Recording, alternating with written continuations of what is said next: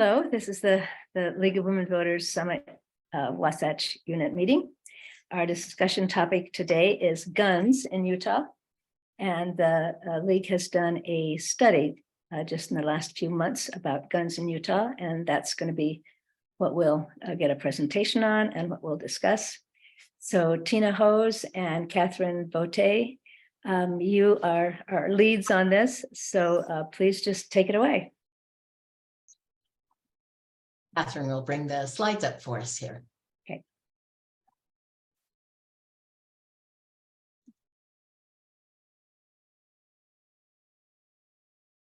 Thanks, Jill, and the group for having us speak to you today about the study that was just released this month, Guns in Utah, Firearm Legislation and Resident Safety. As the State League VP of Program, I guide study leaders and teams through the study process. The firearms safety, we'll go back to the beginning slide and I'll, yeah, thanks, Catherine. Sorry. That's okay. A little bit of the background is how did this study come to be? Actually, program is set both at the National Convention and at the State Convention. And firearm safety was set as a priority in the 2018 National Convention. So why did that one particularly bubble up? Remember back in 2017 in Nevada, a 64-year-old man shot from the 32nd floor of a Las Vegas hotel upon an outdoor music festival, killing 61 and injuring 867. In 2018, in Florida, a 17-year-old at Stoneman Douglas High School killed 17 and injured 17. This topic was on the table, and it continues to be on the table. We hear so much about it. We often get awash with it, and we kind of let it just lay by the side. But it is important. There are things that we can do in order to have an impact on this issue. The study examined the evolving interpretation, of the Second Amendment, national and local firearm legislation, violence statistics, prevention practices, and safety strategies. And the study concludes with ideas to improve Utah firearm laws and resident safety. Next slide. So this study team, I think, was incredible. Catherine Voutaz will take most of the study presentation and has a story herself that leads to the importance of the study. Study team members were Steve Meekum, a Salt Lake City League member, Nikki Nelson, a Davis County member, Vicki Samuelson, who was a Salt Lake member and is now the leader of the new Washington County League at Large. All of them had a commitment and a connection to this topic and the study. So in the first meetings of the study team, there were questions that team members wanted to address. And that is, what has been the evolution of the Second Amendment? Was it becoming radicalized? What was happening? And how have gun laws changed over time? How are Utahns impacted by gun violence? Are Utahns more likely to be impacted by gun violence than elsewhere? And what are current firearms safety ideas and policy considerations that can bring a reduction of gun violence and increase resident safety here in Utah? Those were our initial study questions. Next slide, please. So in essence, to start with our examination of the Second Amendment, what does the Second Amendment protect? Here's the interesting question and how you'll see the law and legislation evolve.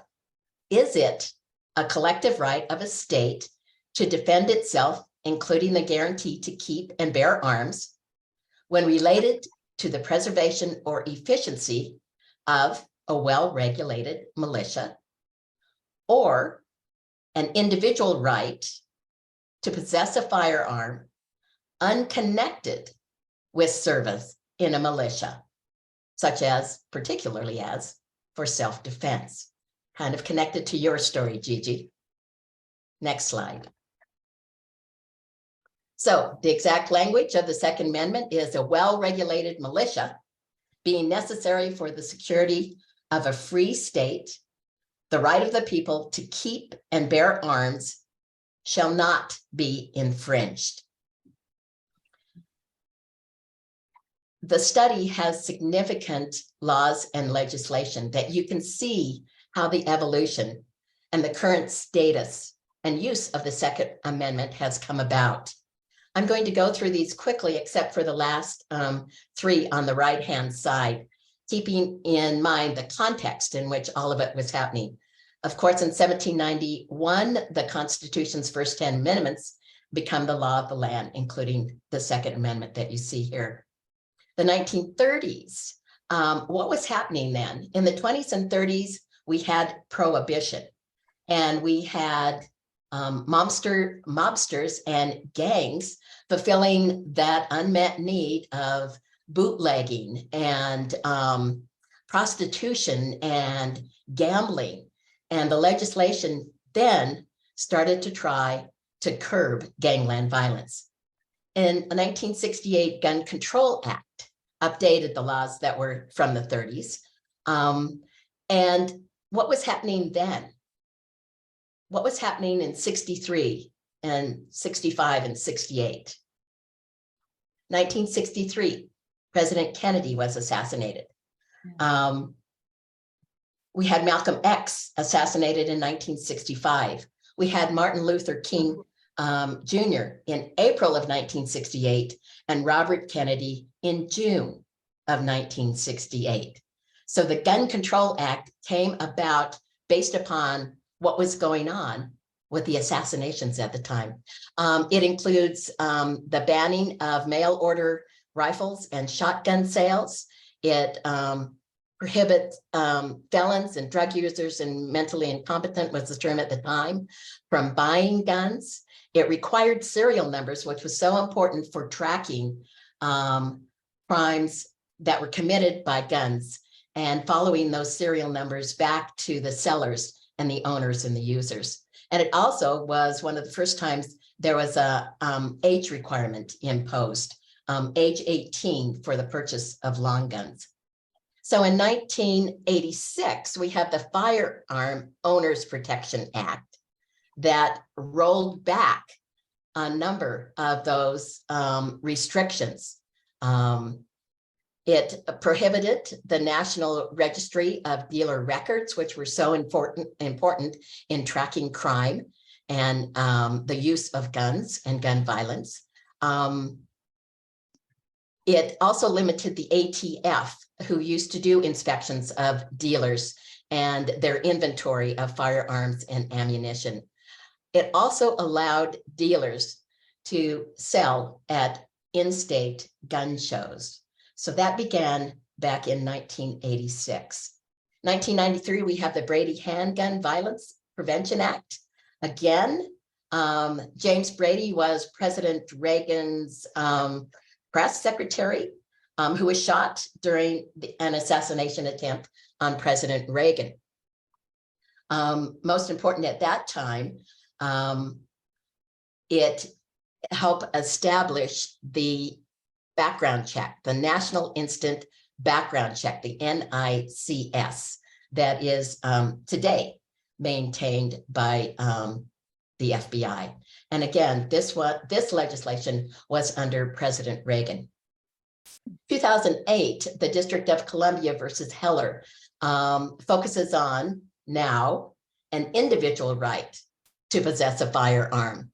And the Supreme Court determined that the DC handgun ban and trigger lock requirements that had been in effect for 37 years prior were now determined to be a violation of the Second Amendment when it's applied to self-defense.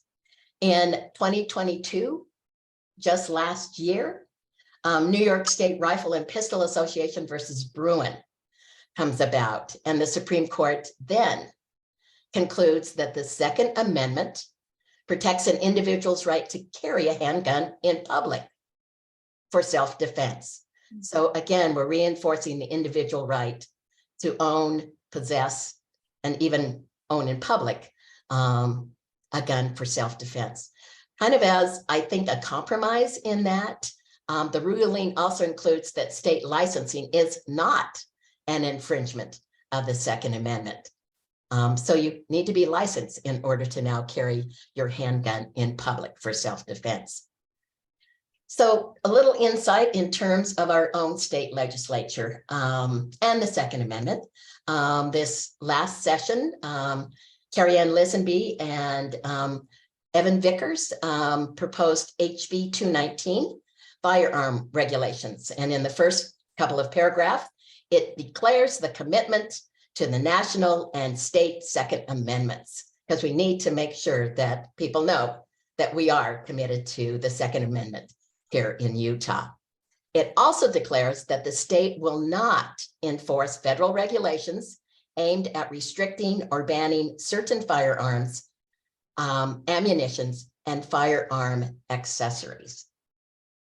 I thought people understood that about Utah and our commitment to the Second Amendment and how we honor the possession of guns with our residents. The evolution, I hope you get a chance to take a look at all of the laws and legislation that are included in this study.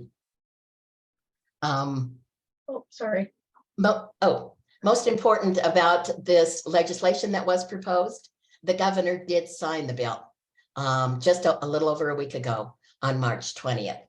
So it is a part of our law, our legislation, and our reputation in Utah. So maybe what we see in this short history is not so much the full evolution, but definitely the ebb and flow of gun legislation and resulting gun violence. All of that's important to keep in mind as Catherine takes us through the extent of gun violence in the US and in Utah, policy considerations for things that can reduce gun violence and potentially, hopefully, increase our resident safety. Also, she'll do a quick review of the 2023 legislation, state legislation that concerned guns. Catherine. Thank you, Tina. So the second part of our study includes a review of the extent of gun violence in the US. It is very interesting to note that Americans, we make up about 4% of the world's population, but we own almost half of the entire global stock of civilian firearms.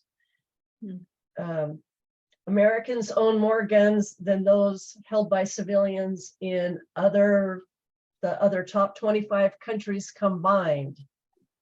And though gun violence conversations tend to focus on homicide, and suicide has long accounted for the majority of US gun deaths. In fact, in 2021, 59% of all gun-related deaths in the US were suicides, while 41% included murders, unintentional, or self-defense shootings. And that's not to minimize that, but it is to let you know that for a long period of time, suicide has been the primary factor in gun-related deaths.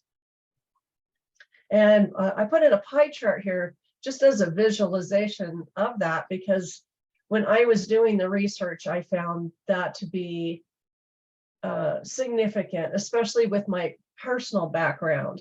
In 2017, my son Chandler, he died by suicide using a firearm. And that was why I became involved in the gun violence prevention aspect of what we were trying to do to inform people about what's going on. A lot of times in the press, we're focused on homicide or mass shootings, but when you look at the toll related to it, it really is suicide, where people are using a handgun in order to take their own lives. So that gives you a little bit of background about where we are in the US and about my personal interest in the topic.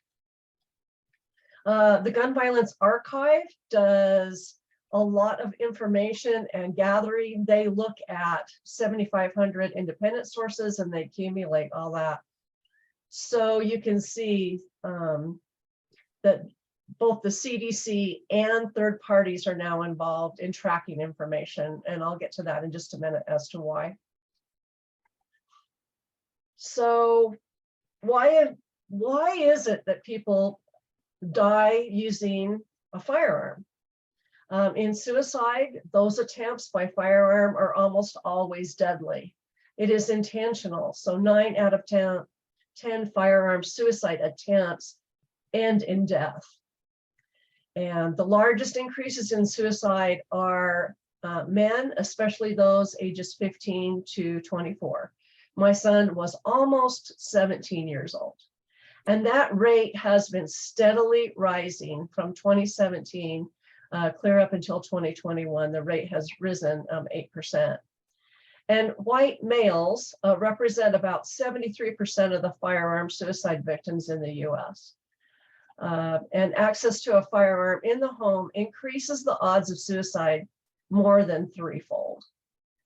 And I provided a couple of statistics from the study showing the number of suicides in the US, the number that died by using a firearm, and US homicides, which has been steadily rising in the US over this period of time.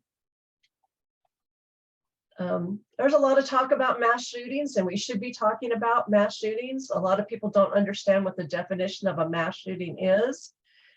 When you hear that, it means that a firearm was used and it resulted in at least 4 people being shot at roughly the same time period and location, excluding the perpetrator themselves. In mass shootings, these firearms are usually obtained legally. Handguns are involved in about 75% of those mass shootings. Mass shooters, as the one we just saw yesterday, they don't typically have a specific ideology, but they can be motivated by a personal grudge or by other factors associated with severe mental illness. I will say here that people with a mental illness are more likely to be victimized than be a perpetrator of violence. So I want to make sure that that's very clear. And we do mention that in the study. It's interesting to note that about 59% of mass shootings between 2014 and 2019 were intimate partner violence related.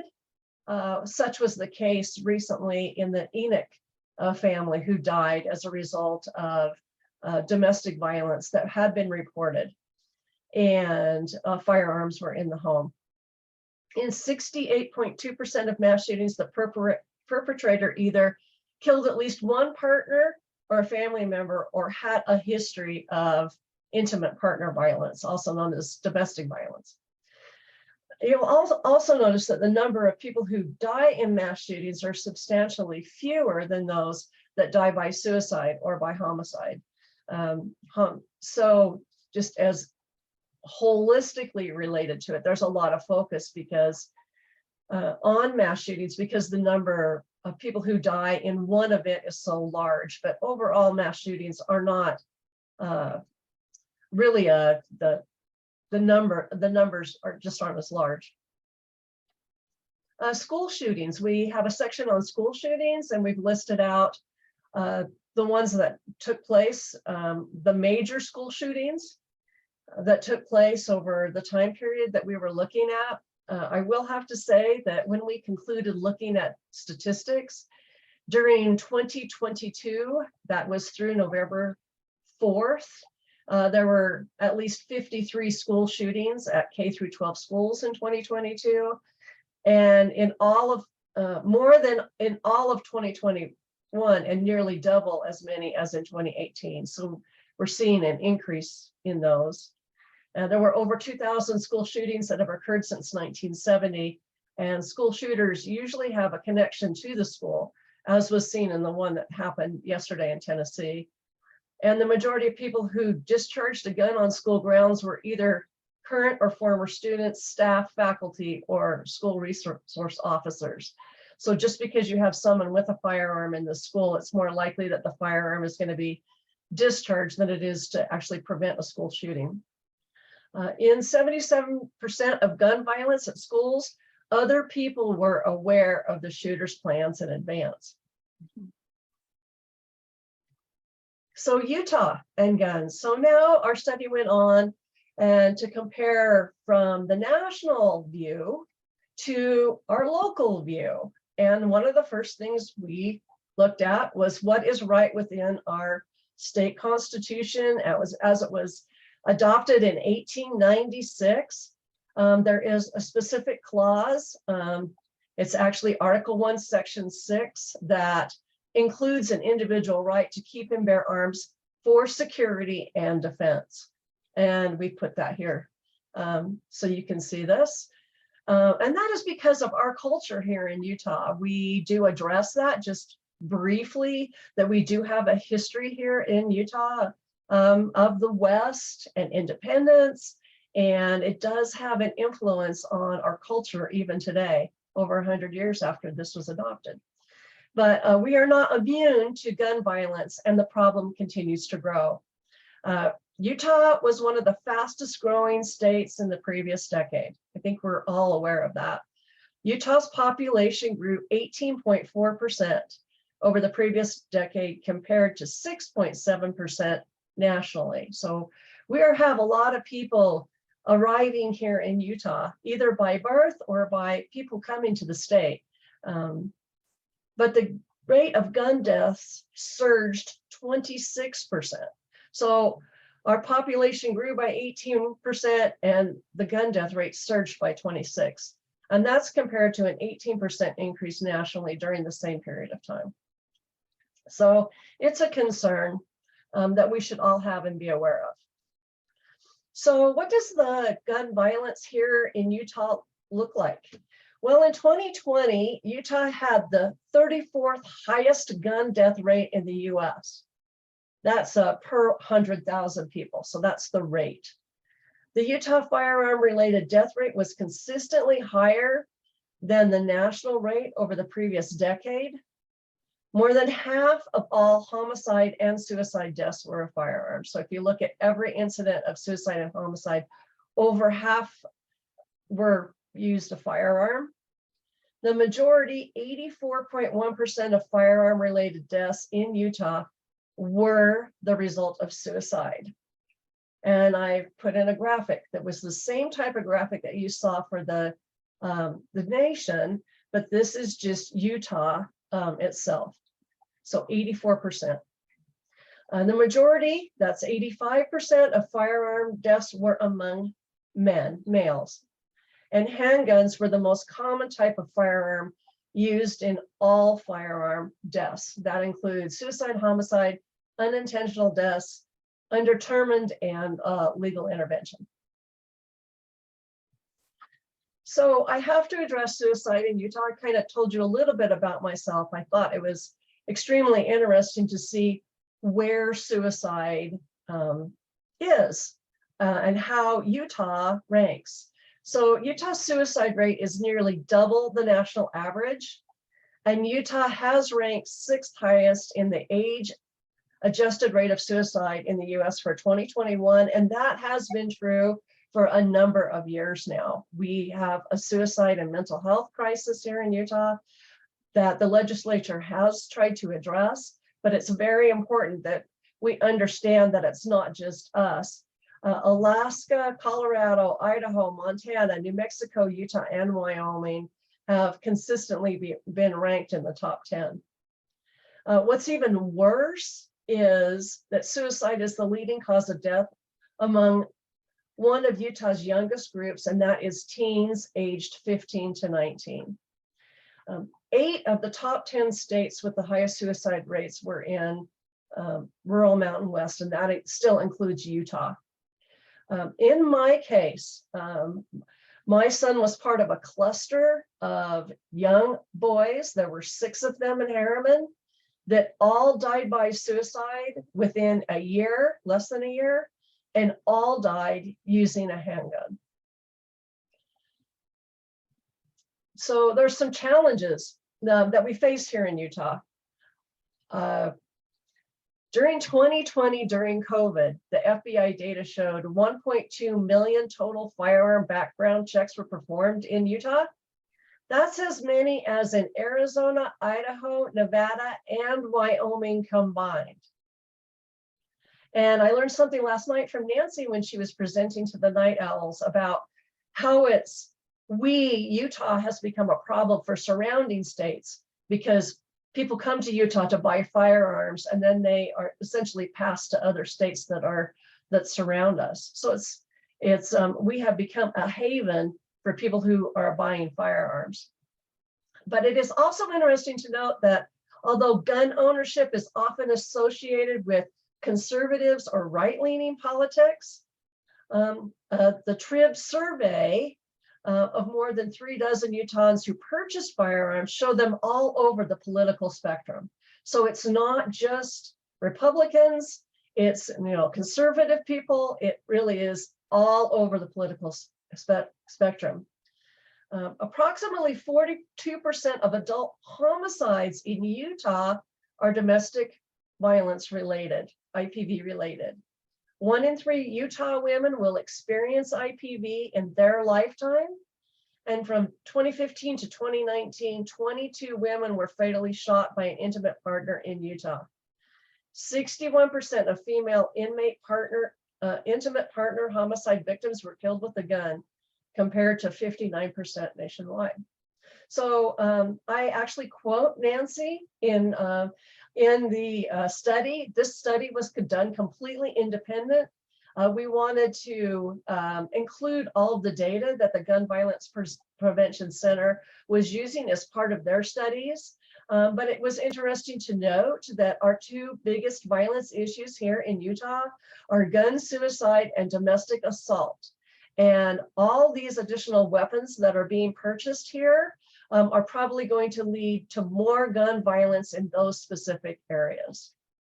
So, and there was a poll that was just done recently that I noted here, and it's interesting to note we all own guns here in Utah, but we also support legislation that would allow for guns to be taken away from individuals who are at risk of hurting themselves or others, and that is called a red flag law or an ERPO law, which we'll get to in just a second.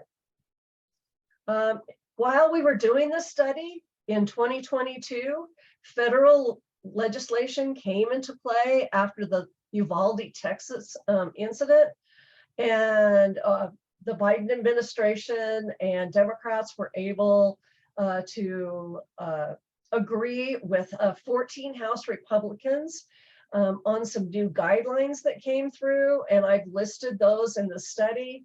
A lot of them provide funding for implementation of what's called an extreme risk protective order that allows for family members or law enforcement to remove firearms from a person if, like I said, if they are at risk of either hurting themselves or others.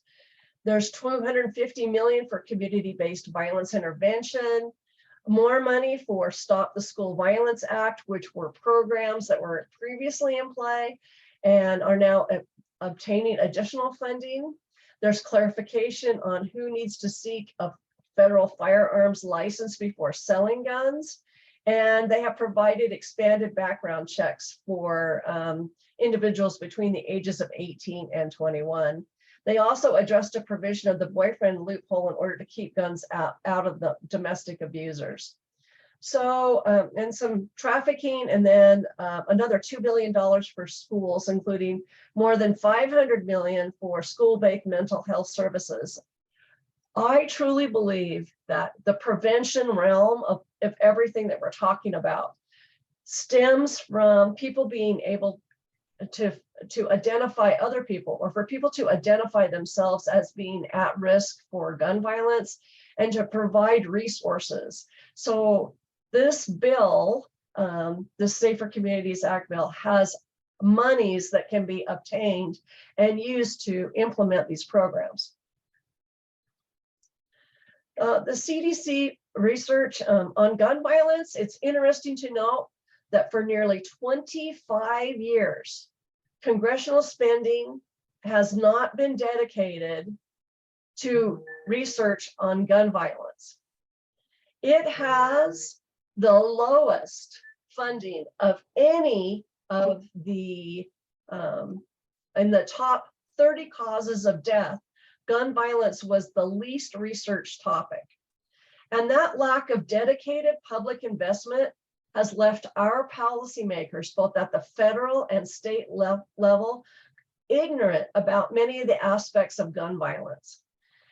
Beginning in 2019, federal lawmakers allocated $25 million towards limited violence research. So it's super important that we tell our legislators that we need to fund the CDC and to have information be collected in order to actually be able to put programs in place. And then the last part of this was the 2023 Utah legislation. We've listed those here. This came off the league site as of day before yesterday. It's interesting to know that there were 2 pages just for this slide of gun-related bills. Most of them were not passed. They did not make it out of committee related to gun safety. And as Tina alluded to, there was, or said earlier, the Lisenby bill actually was passed and signed, which is, we consider that to be, and the league considers that to be not a good bill. So important involvement because gun legislation is active and ongoing in the Utah legislature. So when it comes to guns, there's simply no accidents. The presence of a gun itself creates the conditions for deadly violence unless that inherent risk is mitigated. And we can do that by passing common sense gun safety. And so the study group put together a list of what we believe are things that can be done to increase safety here in Utah. Obviously, some of these will probably never be addressed at the Utah legislature, but it's very important that we at least try to have some of them be considered and ran as bills. In my opinion, in my situation, I would say the first thing would be to increase the minimum age to purchase a firearm to be 21 years of age. And the second for me would be to pass extreme risk protective orders here in the state to be able to remove firearms from people who might be at risk. But there's lots of these. I would say pick one and think about it, about how you can impress upon the legislature to make some changes here in Utah, because we are now have an F grade according to the Gun Violence Prevention Center in Utah. And I'm sure Nancy could comment more about that, but we're all trying to be effective as to what we can do to increase safety here in Utah. And thank you for voting, because your vote matters. So that is the presentation that we have here today. And I'm sure both any of us will would answer any questions that you might have or comments or. Do we have a red flag law in Utah now? So we tried to, Steve Handy tried 3 times. So Handy, he's in Davis County, I believe. Anyway, he tried 3 times to pass that red flag law, and they were unable to get that passed. And then obviously he's not in the legislature during the 2023 session. Okay. Martha asks, what led, okay, couple questions here we have. One of them, I'll start at the top. Okay. What led to the 1986 rollback of the 1968 restrictions, and I think we touched on that a little bit, Tina, but I will say we do have a section in there related to the NRA and their lobby efforts. I believe it was either 74 or 72, the NRA changed some positions and began lobbying effectively to be able to roll back the safety aspects that the NRA had, the positions that they had taken in the past. And as it's been discussed over many years, the NRA has a monetary attachment to both being able to raise dollars and then to be able to lobby based specifically on gun manufacturers being able to make money on selling guns. So they changed position specifically to address that. Let's see, do you see a correlation of access to guns and gun violence? For example, the Western states have more gun violence related to more guns. The top ranking states for suicide, do those states have more gun ownership? And the increase in gun background checks presumably increased gun ownership. At the same time, we saw more gun violence. This isn't necessarily casual, but it is a correlation statistically there. So we do, all of these stats are based on per 100,000. So when we looked at our study, what we did was we took all the best, which people have a low gun violence, and all the worst, where we have high gun violence rankings. And within the study, we said Utah is really bad. So we rank low. We are in the bottom quartile generally. We receive F grades. We do not have laws that are promoting gun safety and prevention of gun violence. And then there are other states who have sections of laws that enhance gun safety and prevent gun violence. So that's kind of where we took our statistical information from. And then Martha, yes, we have a whole list of those suggested policies. And does Utah have funding for police and personnel for training on gun safety and suicide? So the answer to that is yes, in some cases. There are training available. There has been funding for police and personnel, especially as it addresses suicide and responses to suicide. In fact, my city, Harriman, had some special training about coming on site if there is someone is wielding a firearm. That doesn't necessarily mean that the outcome is a positive one. We had a gentleman from the Utah National Army Guard who was threatening people here in Harriman, and unfortunately they actually ended up shooting him and taking his life in order to get the weapon away. So, but they do have training on how to approach that and on domestic violence. So there are communities who actually use some of that funding in order to do training. And then Nancy says, I am concerned that we have more guns than people in this country. It seems this limits the effectiveness of new gun control laws. And that is, yes, that is absolutely the case. We must rely on gun owners who are responsible in the way they lock up, the way they handle, and the way they talk about gun ownership in order to have anything to be effective. So it has to be across the spectrum for both people who do not own guns and people who own guns to make positive changes in our laws.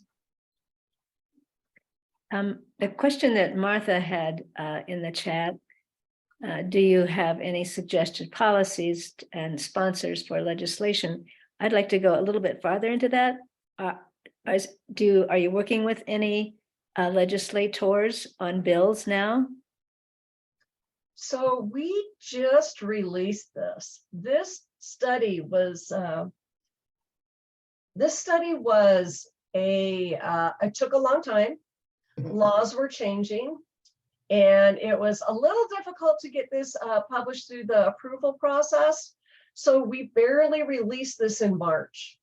So Tina and I have not come up with a strategy as of yet to be able to take this information, although I have talked to several of guns bill sponsors, especially related to the wait periods, where I have sent them information. So Tina, I don't know whether you want to. There's a couple ideas that are coming forward. One is that as we take a look at interim, is to have the study available and to be present in those committees regarding gun legislation, and to bring this information forward and to talk about the information directly to those legislators at that point in time as they're developing more gun legislation. So that is what we hope to do in interim, is to have that direct contact, and also meeting up with those legislators as well that Catherine is already talking to about better legislation regarding guns in Utah.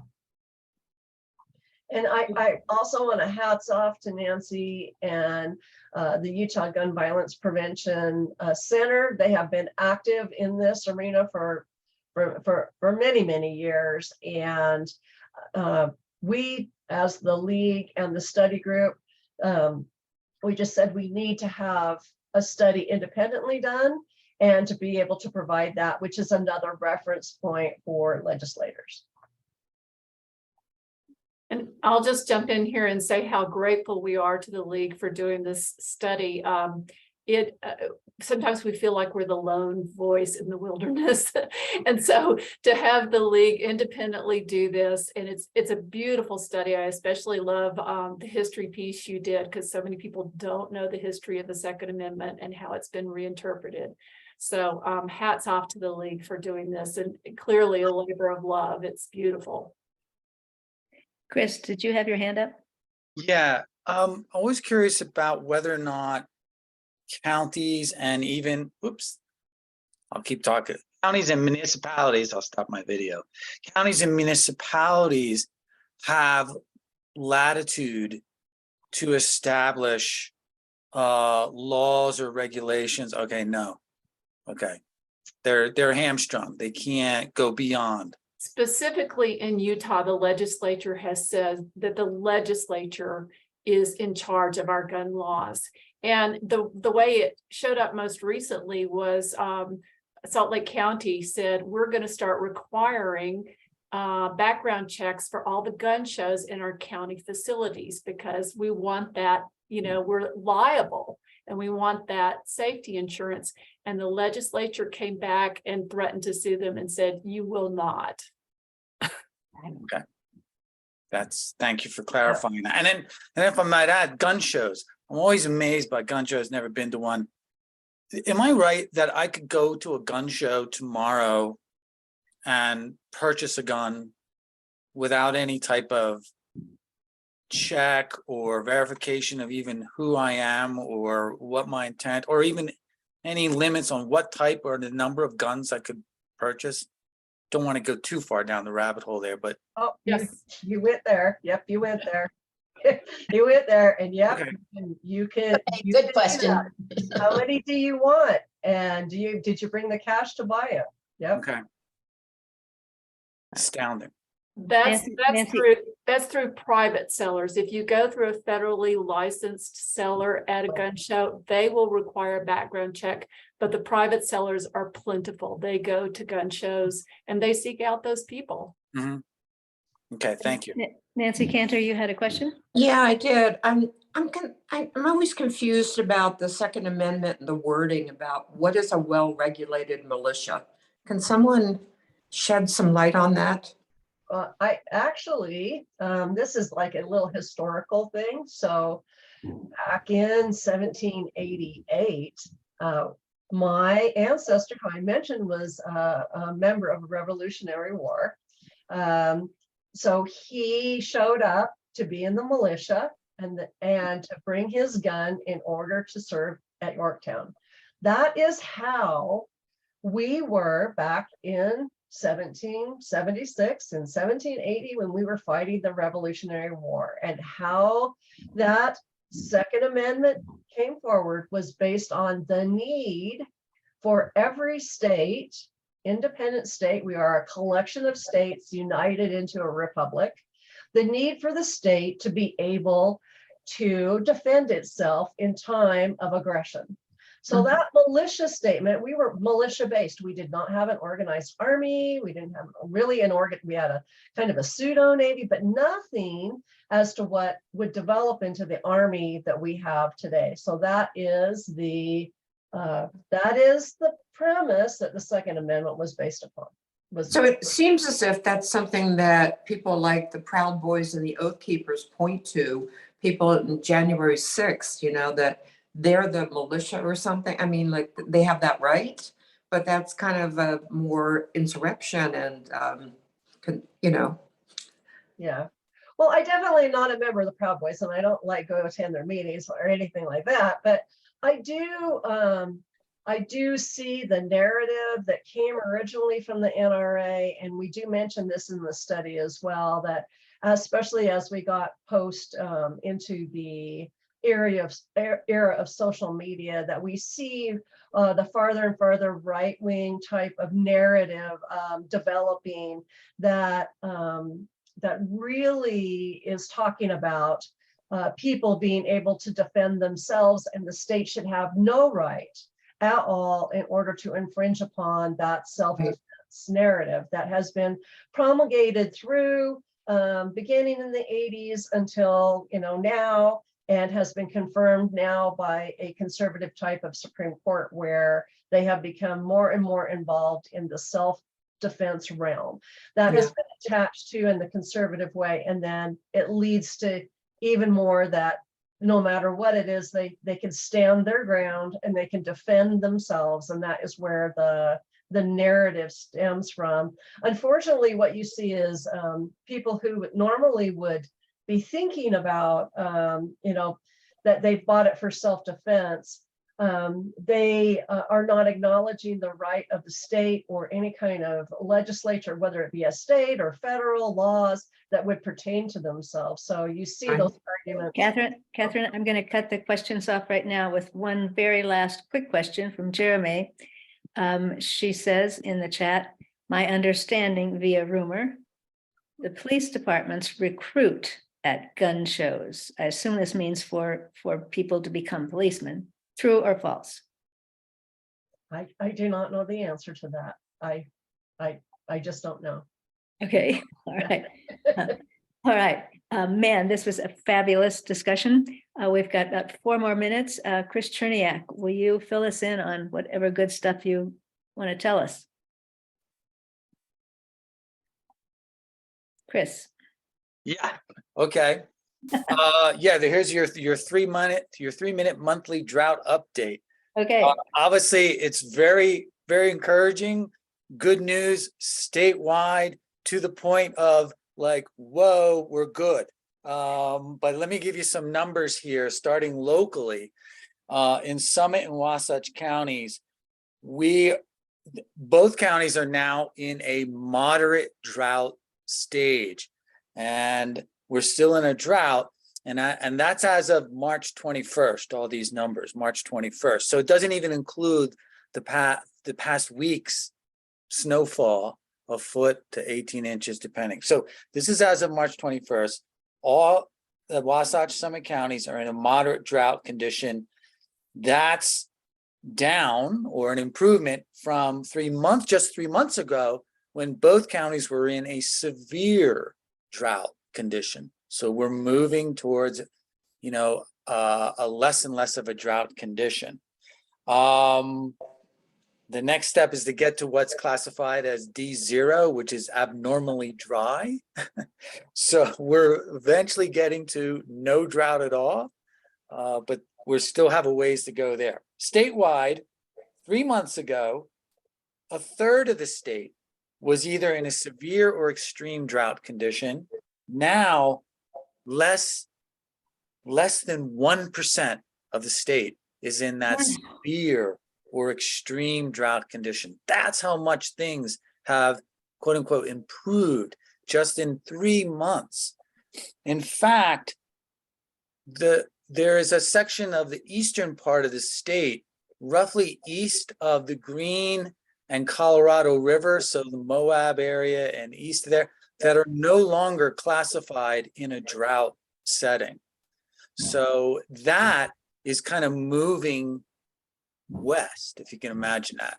So we may see even more and more of the state next month's update that are no longer in a drought setting, or maybe just in an abnormally dry setting. Okay, so that's your update. I got time for one question, if you allow me. Yeah, if we have flooding, what does that do to counteract the extra water? Do we end up losing a lot of it and wasting it? We won't. Yeah, it's a good question, because we want a slow melt as possible. Right. But if we get flooding, that's going to be bad, but it's going to eventually fill up all the reservoirs, eventually fill up our water table, which is also low, particularly in the eastern part of Summit County, and then eventually get to the Great Salt Lake, because that lake is last in line. But Mhm. in that lake, we'll see a rise of this is my speculation. Wouldn't be surprised if that lake rises a couple feet by June.